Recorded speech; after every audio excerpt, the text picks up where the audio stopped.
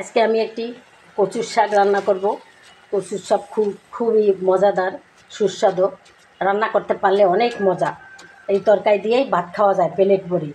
এখন আমি এজন্য দিব এই যে কাঁচামরিচ দিলাম, পেঁয়াজ রসুনকে থেতো করে দিছি, পেঁয়াজ দিছি, লবণ দিলাম। এখন আমি বসাই দিলাম কচু শাকটা। কচু শাকটা সেদ্ধ হইতেছে। সেদ্ধ হইলে একটু ঘুটনি দিয়ে ঘুটি দেবো সুন্দর করে। তারপর সুন্দর করে সব কিছু দিয়ে বাগার দিব। জিরা, রসুন, শুকনো মরিচ, পেঁয়াজ এসব দিয়ে সুন্দরভাবে বাগার দিব। কচু শাক খেতে খুবই মজা। কচু শাক হইলে অন্য তরকারি আর প্রয়োজন নেই।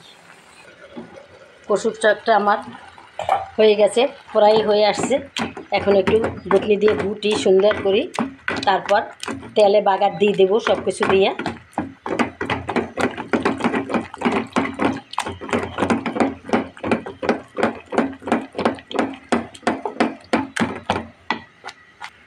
এই যে এবার বাগার দিয়ে দিচ্ছি শাকটা। এবার বাগার দিয়েছি, একটুখানি জিরা দিয়ে দিলাম, একটু জিরা দিলাম।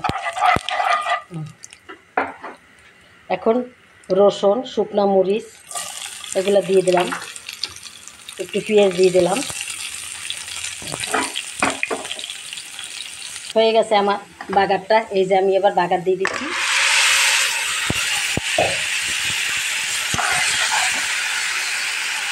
এইভাবে কচুর শাক রান্না করলে যে কোনো দিন খায় না সেও খাবে।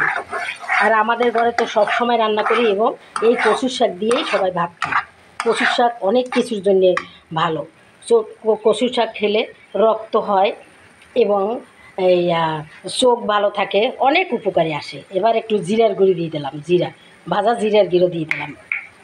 জিরার গুঁড়িটা দেওয়ানে একটু খুব সুন্দর একটা ঘ্রাণ হবে।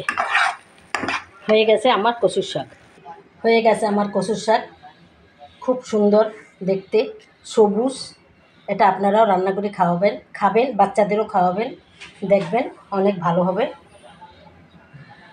আমার এই রেসিপিটা যদি আপনাদের ভালো লাগে তাহলে অনেক লাইক করবেন এবং শেয়ার করে দেবেন। আসসালামু আলাইকুম।